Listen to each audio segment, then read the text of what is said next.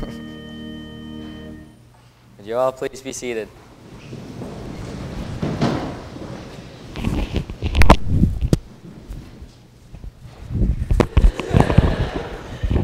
That's awkward.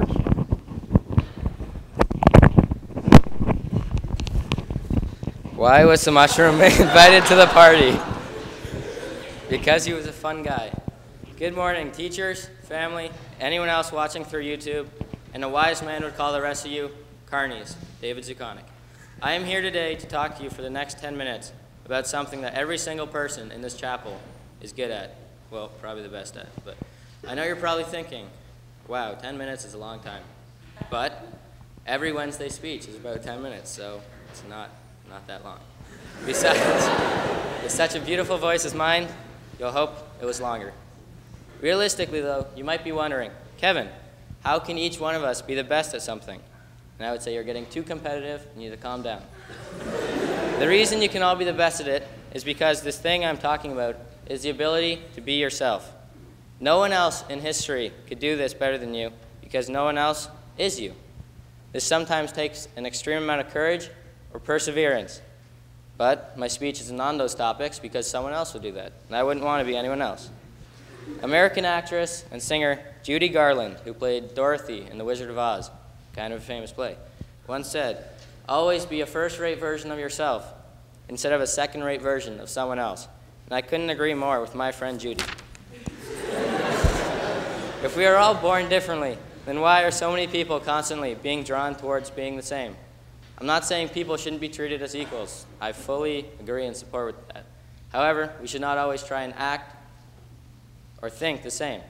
We should not forget who we are as individuals and be unique. If everyone was the same, then things would get really boring and predictable. Everyone would think, look, and act the same. They would like the same things, such as soccer, but every game would be a tie, as everyone would have the same ability, which would defeat the sole purpose of sports, winning. It would be as if everyone in the world were just over 7 billion tuplets, and there would be no need for mirrors, as you could just look around you and see yourself. And finding Waldo on that little page would be pretty much impossible. Look to both your left, right, and anywhere else in the chapel, and you will see all your peers conveniently wearing the same uniform, as if you planned it for this special occasion, and I appreciate it. However, once you get past the blazers and ties, I can guarantee you won't see another person who looks like you. Even twins are a little bit different, let alone think and act like you. No one else in the entire world is like you, and this is the reason why everyone here has the undeniable potential for greatness. However, that potential goes undiscovered as many people are drawn in to follow society and fit the mold. Everybody is a genius, but if you judge a fish on its ability to climb a tree, it will live its whole life thinking it's stupid. Albert Einstein. Society, in a sense, kills vast quantities of different, unique aspects of personalities over time. But for me, and I hope you will look at society and think, you will never get this. Because if you think about it, as we are currently in school, certain aspects of education are a contributor to this loss of individuality. If you don't believe me, first of all, take a look at young children. And secondly, you are the weakest link. Goodbye. Children, before entering or getting too involved in the grand scheme of society, act on instincts and what they believe without worrying whether they are wrong or what other people think of them. They are not yet confined to the norms of society and are free to express themselves however they please. Unfortunately, this is lost over time as they become more integrated in society and they become funneled into this idea of how children and people have to behave. The fear of being wrong is a large way in which society begins to diminish our individuality. This is due to punishment that comes with being wrong or failing, as society becomes less and less tolerant to being wrong as we age. The fear of being wrong is forever implanted in our mind and forces us as individuals to not do things that we want to do. If you're not prepared to be wrong, you'll never come up with anything original. Sir Ken Robinson, who is an internationally recognized leader in the development of education, creativity, and innovation. Society also draws us away from certain parts of their childhood that we had loved, enjoyed, and in part made us who we are. However, due to the likelihood of these activities, or whatever you want to call them, getting a job later on in life, we slowly remove them from our lives. I used to love art, like drawing, Mona Lisa, stuff like that, music, drama, all those things, and I still do. However, I realize with the help of those around me that the chances of me getting a job in those fields are highly unlikely due to my lack of ability. I couldn't really be a professional musician being able to play one note on a trumpet, or be an architect if my blueprints for a building look like a sad attempt at a jigsaw puzzle. I'm not against society. In fact, I think it's essential for human development. However, we can't have people running around screaming whenever they don't get something they want. Although sometimes people here, I've seen you, you have tantrums when you don't get what you want. And it's similar to keeping your individuality. Most people lose what they have in order to succeed in the real world, but there are few who hold on to their values, and it's those people who are truly successful and are taking advantage of the potential they had. Society should not have the ability to remove unique aspects of individual personalities as easily as it can because they are viewed to be weird or wrong. The idea of people being weird is kind of a weird idea.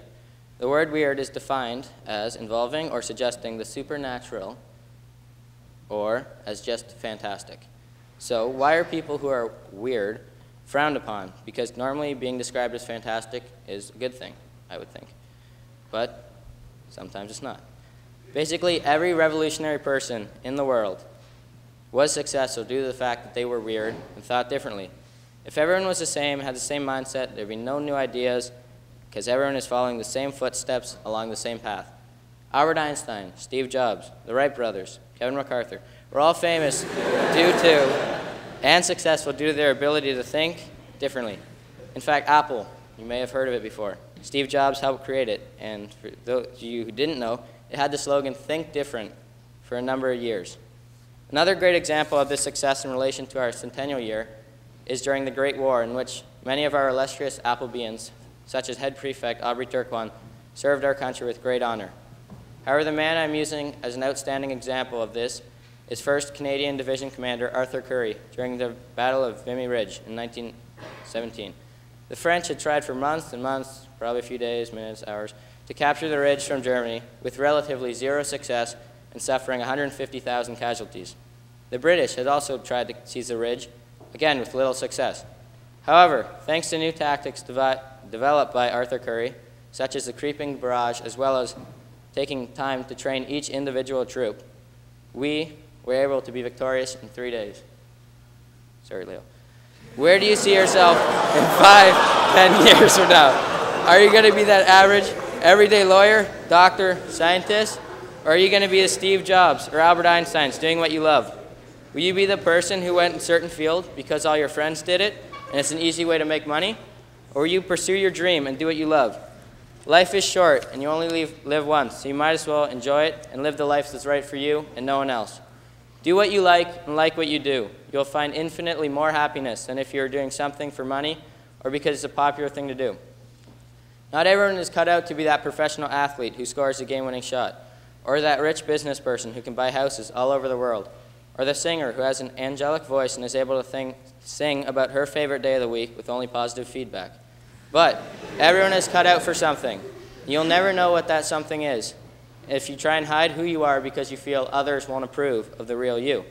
Do not accept other people's definitions of yourself, but rather define yourself to others. Sure, there will be many people along the way who might point you out in the right direction, but you and you alone are the only one who can be certain you're doing what you like. No one else knows you better than you, and if you doubt that for even a second, there's a problem. Throughout the past few years at Appleby, but especially during this year, we have been repeatedly asked the question, how do you want to be remembered? This to me is an odd question, as obviously I'll be remembered by this speech and nothing else. But how do you want to be remembered? It took me about 4 or 5 seconds to think of my answer, as there is only one answer to me, and it is obvious. To you, that answer may be, wow, Kevin was that kid who always worked out and had giant biceps. Or the guy with the wicked tan. Or maybe the guy you didn't get to know because you thought he was weird or different. And all those are good answers because they're all true, and I respect that. But to me, how do I want to be remembered? I want to be remembered for who I am. I am Kevin MacArthur, and I am not you. Thank you. Please stand and sing hymn 352, Amazing Grace.